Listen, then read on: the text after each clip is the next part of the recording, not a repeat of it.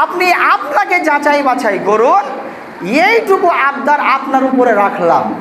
কাউকে চিনতে হবে না, ইমাম সাহেবকে চেনার প্রয়োজন নাই, মুয়াজ্জিনকে চেনার প্রয়োজন নাই, আপনার পাড়া প্রতিবেশীকে চেনার প্রয়োজন নাই, কাউকে আপনি চিনিয়েন না। আপনি আগে নিজেকে চিনুন, নিজেকে আগে জানুন, নিজেকে আগে মানার চেষ্টা করুন, নিজেকে সুন্দর রাস্তায় আনার চেষ্টা করুন। যখন নিজেকে সুন্দর রাস্তায় আনতে পারবেন, তারপরে সময় পেলে ইচ্ছা হলে অন্যকে জানবেন, শুনবেন, মানবেন, ভিন্ন ব্যাপার।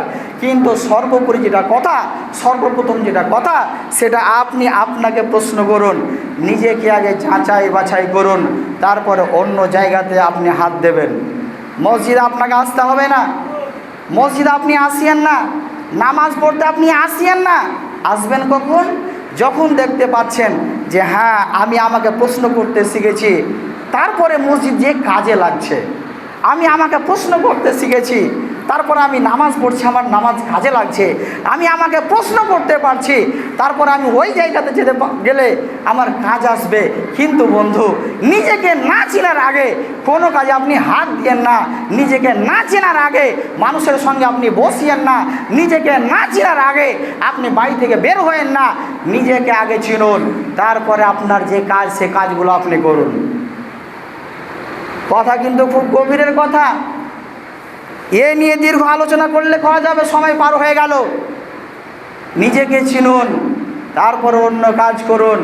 ইহকাল এবং পরকাল দুটো জায়গাতে আপনি বাঁচবেন। আর নিজেকে না চিনতে পারলে বান্ডিলের বান্ডিল টাকা শেষ করে দেবেন, কাজের কাজ কিচ্ছু হবে না। তো বলছিলাম, আমল নামা পিছন দিক থেকে বাম হাতে নেওয়ার চেষ্টা করিয়েন না, আমল নামাটা সামনে থেকে ডান হাতে নেওয়ার চেষ্টা করিয়েন। নবীর তরিকা মানিয়েন, মহান আল্লাহ রাব্বুল আলামিনের বিধান মানিয়েন। আপনার আমল নামায় সুন্দর আমলগুলো লিখা আছে। আপনি হাস্য মুখে, আপনাকে কেউ জিজ্ঞাসা করবে না, আপনি শুধু শুধু বলবেন, দেখো আমি লেটার মার্ক নিয়ে পাস করেছি, আমি এক্সট্রা মার্ক নিয়ে পাস করেছি, আমি যে নাম্বারগুলি পেয়েছি, আমার যে নেকিগুলো লিপিবদ্ধ আছে, আমি জান্নাতে এমনি এমনি চলে যাব। এই হাসবে। আর যারা পিছন থেকে বাম হাতে দেওয়া হবে, এই কান্নাকাটি করবে, জাহান্নাম ছাড়া কোনো গত্যন্তর নাই। আল্লাহ, তুমি আমাদের সকলকে আমাদের ওই ঠিকানায় চাই যে ঠিকানাতে থাকলে কোনো কষ্ট হবে না। আল্লাহ, তুমি আমাদের সকলকে কবুল করো। রব্বুল আলামিন দয়াময়। জিন্দেগিতে চলার পথে অনেক পাপ, অনেক গুনাহ, অনেক মানুষের সঙ্গে বেয়াদবি, খারাপ ব্যবহার, খারাপ আচরণ, যে যা করেছি